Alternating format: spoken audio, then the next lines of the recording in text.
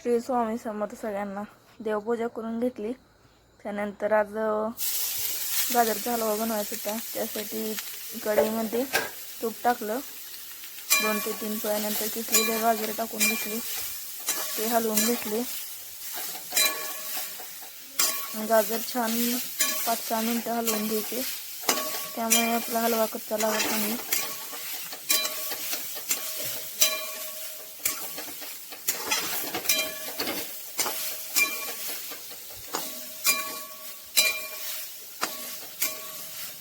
पाच मिनटं भाजून घ्यायचा.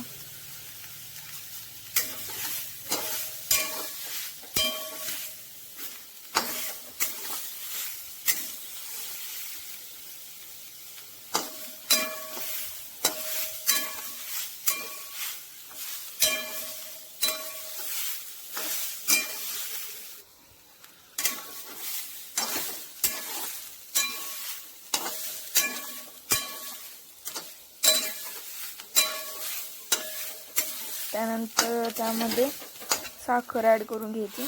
साखर तुम्ही चवीनुसार टाकू शकता. जास्त गोड हवं असेल तर साखर टाका, जास्त असेल तर कमी टाका. गाजर आधीच गोड असते त्याच्यामुळे साखर प्रमाणात टाका. आधी साखर टाकायची म्हणजे नंतर हे होत नाही. जर दूध आणि साखर बरोबर टाकलं तर ह्याला मेल्ट होते, सगळं हे व्हायला भरपूर वेळ लागतो. त्यामुळे आधी साखर टाका. ते छान अशी भाजून हे करून घ्या, परतून घ्या. त्यामध्ये आता ही साखर यामध्ये आत्ता व्हायला लागलेली आहे. साखर पूर्ण मेल्ट होऊ द्यायची.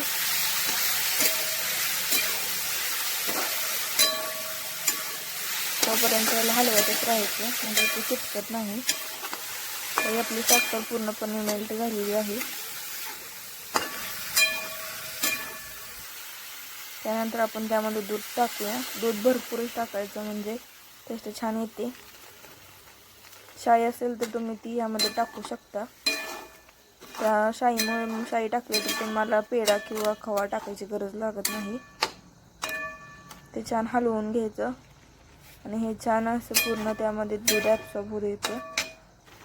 मधून अधून हलवतच राहायचं.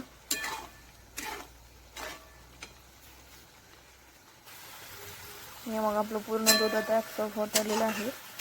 परत एकदा हलवून घ्यायचं.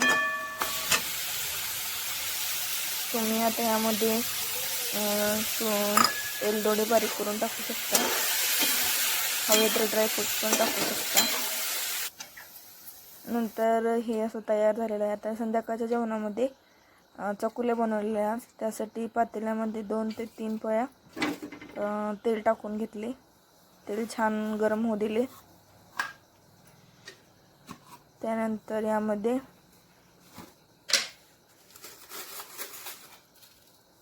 तेल गरम होऊ द्यायचं म्हणजे मोहरी छान तडतडते. त्यानंतर यामध्ये मोहरी टाकली. छान तडतडोपर्यंत भाजू दिली.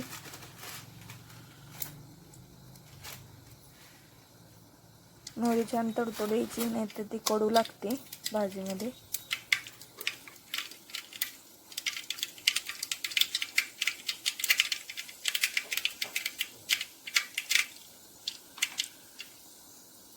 मोहरी तडतडल्यानंतर त्यामध्ये जिरं टाकायचं. ते पण छान तडतडू द्यायचं. त्यानंतर कढीपत्ता टाकायचा. कढीपत्ता घेऊन टाकायचा. त्यानंतर वाटून टाकायचं. जिरं, खोबरं, लसूण, भरपूर अशी कोथिंबीर वाटून घेतलेली ते टाकायचं. नंतर हळद टाकायची. ते हलवून घ्यायचं आणि त्यानंतर तेल सुटेपर्यंत भाजायचं. तेल सुटायला लागलेले आहे. त्यानंतर डाळ शिजवलेली होती मुगाची, ते टाकायची. तुम्ही हवे तर मसूरची पण टाकू शकता.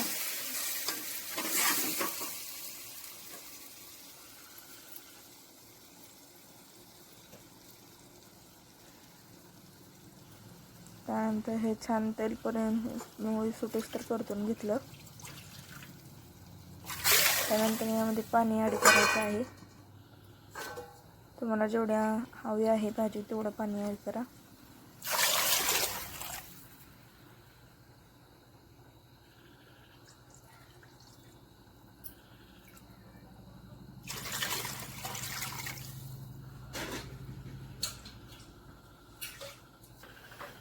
त्यानंतर इथे चपाती लाटून त्याचे बारीक बारीक काप करून घेतले.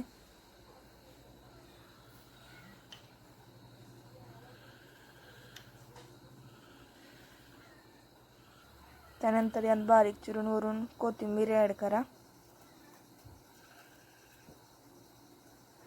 ते एकदा हलवून घ्यायचं म्हणजे.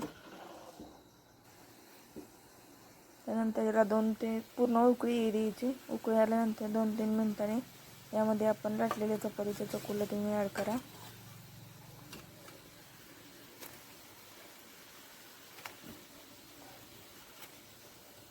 चकोल्या ॲड करायच्या नंतर हे हलवून घ्यायचं पूर्ण, नंतर ते चिकटून बसतात. त्यानंतर असं होतं आपलं आजचं जेवण. चॅनल आवडलं असेल तर लाईक, शेअर, सबस्क्राईब करा.